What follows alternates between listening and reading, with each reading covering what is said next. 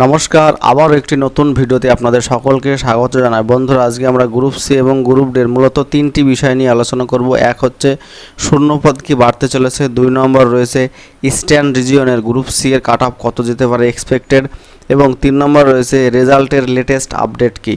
চলুন তাহলে প্রথমে আমরা যে বিষয়টি রয়েছে শূন্যপদ কি বাড়তে চলেছে। বন্ধুরা, শূন্যপদ বাড়বে না, শূন্যপদ যা রয়েছে সেই থাকবে। কারণ আমরা জানি বাজেটে কিন্তু গ্রুপ সি, গ্রুপ ডি এবং টিচিং পোস্ট নিয়ে টোটাল 50,000 ভ্যাকান্সি খুব শীঘ্রই বের হতে চলেছে।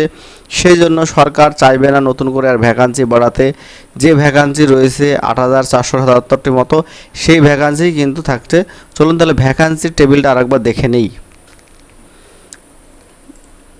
এখানে আপনাদের সামনে আমি ভ্যাকান্সি টেবিলটা তুলে ধরেছি।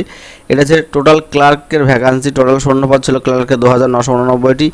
ইস্টার্ন রিজনে ছিল 717, নর্দার্ন হচ্ছে 615, সাউথ ইস্টার্ন রিজন রয়েছে 443, সাউদার্ন রিজন রয়েছে 451 এবং ওয়েস্টার্ন রিজন রয়েছে 723টি। বোঝা গেল? ক্লার্ক পদের মধ্যে জেনারেলদের জন্য রয়েছে 1012টি শূন্যপদ। এসটি হচ্ছে 144, SC 505, OBC A 241, OBC B 168, URPH 24, URPH HI 24, URPH OH হচ্ছে 24, এসসিপিএইচ এলডি হচ্ছে 24, ইডব্লিউএস হচ্ছে 240। এই নিয়ে টোটাল শূন্যপদে রয়েছে 2406টি বেঙ্গলি মিডিয়ামে। এছাড়া যদি আমরা দেখি অনলি ফিমেল ক্যান্ডিডেটের জন্য যদি ক্লার্ক পদে শূন্যপদ, তাহলে হচ্ছে 483টি রয়েছে ক্লার্ক পদে শূন্যপদ। জেনারেলদের রয়েছে 203টি, এসটি 29টি, এসসি 102টি, ওবিসি এ 49টি, ওবিসি বি 33টি, ইউআরপিএইচ ভিএইচ ক্যাটাগরি রয়েছে 5টি, ইউআরপিএইচ এইচআই ক্যাটাগরি রয়েছে 5টি, ইউআরপিএইচ ওএইচ ক্যাটাগরি রয়েছে 5টি শূন্যপদ। এছাড়া এসসিপিএইচ এলডি শূন্যপদ রয়েছে 4টি, ইউআরপিএইচ ওএইচি শূন্যপদ রয়েছে 5টি, ইডব্লিউএস রয়েছে 48টি। বন্ধুরা, মোটামুটি ক্লার্কের যে শূন্যপদ রয়েছে সেই শূন্যপদটা কিন্তু আপনাদের সামনে আমরা তুলে ধরলাম, এবং জোন ওয়াইজও দেখতে পাচ্ছেন, জোন ওয়াইজে কিন্তু শূন্যপদ দেওয়া রয়েছে। শূন্যপদ কিন্তু আর বাড়বে না, যে শূন্যপদ রয়েছে সেই শূন্যপদই কিন্তু থাকবে। এবার চলুন তাহলে দেখে আসি ইস্টার্ন রিজনে গ্রুপ সি এর কাট অফ কেমন যেতে পারে। আপনারা নিশ্চয়ই জানেন গ্রুপ সি এর টোটাল পরীক্ষা হয়েছিল 60 নম্বর, একাডেমিক স্কোর রয়েছে 10 নম্বর এবং এক্সপিরিয়েন্সের জন্য রয়েছে 5 নম্বর। টোটাল 75 নম্বরের মধ্যে কিন্তু আপনাদের রেজাল্ট প্রকাশ হবে গ্রুপ সি এর। ঠিক আছে? ইস্টার্ন রিজনে expected final cut off district যে সমস্ত রয়েছে ইস্টার্ন রিজনে বীরভূম, বর্ধমান এবং হুগলি। রিটেন এক্সাম হবে 60 নম্বর, একাডেমিক স্কোর হচ্ছে 10। ফার্স্ট ডিভিশন যদি কেউ পাওয়া মাধ্যমিকে 10 পাবে, সেকেন্ড ডিভিশন আছে 8 এবং থার্ড ডিভিশন অর্থাৎ পাস যদি করো শুধু তাহলে পাবে 6। বোঝা গেল?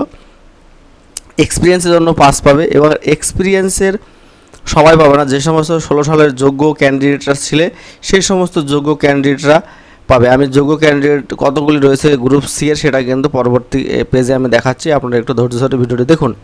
টোটাল মার্ক রয়েছে 75, 60, 10 এবং 5। বোঝা গেল? WBSSC 2025 vacancy details. Total post হচ্ছে 8,477টি।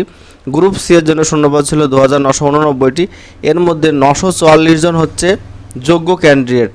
এবং এখানে আর একটা কথা বলে রাখছি, যোগ্য ক্যান্ডিডেট কিন্তু আরও অনেক কমে যাবে। কারণ আমরা জানি যে বিগত সরকার যে পরিমাণে দুর্নীতি করেছিল, সেই দুর্নীতির কিছু ক্যান্ডিডেটও কিন্তু এই 944 জনের মধ্যে রয়েছে।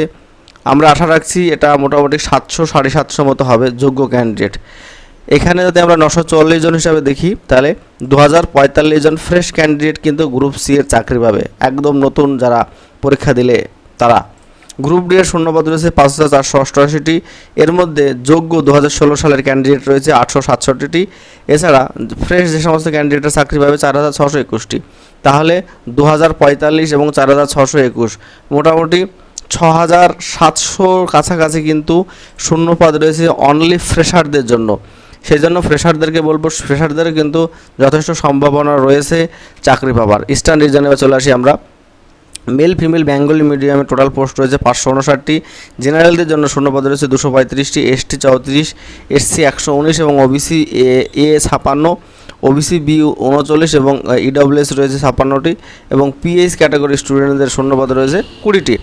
যদি আমরা মেল ফিমেল বেঙ্গলি মিডিয়ামের 75 নম্বরের মধ্যে কাট অফ যদি দেখি, জেনারেল হচ্ছে 61 থেকে 64, এসসি 58 থেকে 61, এসটি 57 থেকে 60, ওবিসি এ 59 থেকে 62, ওবিসি বি 60 থেকে 63, ইডব্লিউএস রয়েছে 50 থেকে 53। যদি আমরা ফিমেল বেঙ্গলি মিডিয়ামের দিকে তাকাই, ইস্টার্ন রিজনে টোটাল পোস্ট রয়েছে 121টি, জেনারেলদের জন্য রয়েছে 57টি, এসটি রয়েছে 7টি, এসসি রয়েছে 23টি, ওবিসি রয়েছে 11টি, ওবিসি বি 8টি, ইডব্লিউএস 11টি, পিএইচ রয়েছে 4টি। এক্ষেত্রে যদি আমরা দেখি টোটাল কাট অফ যেতে পারে কত, অনলি ফিমেল বেঙ্গলি মিডিয়ামের ক্যান্ডিডেটদের 75 নম্বরের মধ্যে, জেনারেলদের যেতে পারে 59 থেকে 62, এসসি 57 থেকে 62, এসটি 54 থেকে 60, ওবিসি এ 56 থেকে 60, ওবিসি বি 57 থেকে 61, ইডব্লিউএস হচ্ছে 43 থেকে 46। বোঝা গেল বন্ধুরা? এই ছিল ইস্টার্ন রিজিয়নের মেল ফিমেল বেঙ্গলি মিডিয়ামের ক্যান্ডিডেট এবং ইস্টার্ন রিজিয়নের অনলি ফিমেল বেঙ্গলি মিডিয়ামের ক্যান্ডিডেটদের কাট অফ। বোঝা গেল?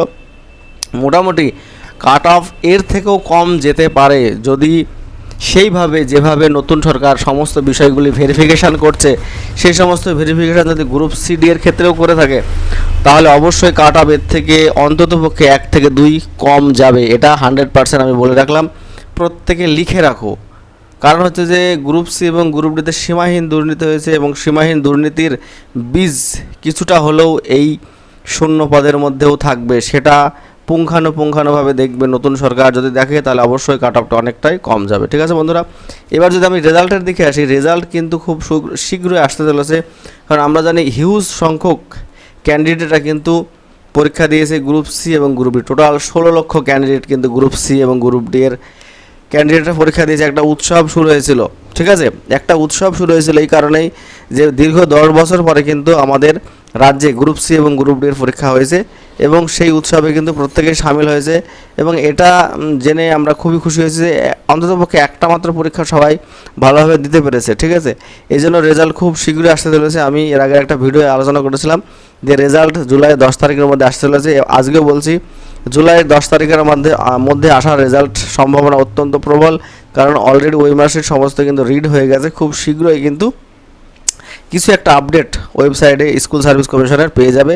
ধন্যবাদ সকলকে ভিডিওটি দেখার জন্য। ভিডিওটি ভালো লাগলে অবশ্যই একটা লাইক শেয়ার কমেন্ট করবে, আর চ্যানেলে নতুন হলে অবশ্যই চ্যানেলটি সাবস্ক্রাইব করে পাশে বেল আইকনটি বাজিয়ে রাখবে নতুন নতুন চাকরি সংক্রান্ত আপডেট পাওয়ার জন্য।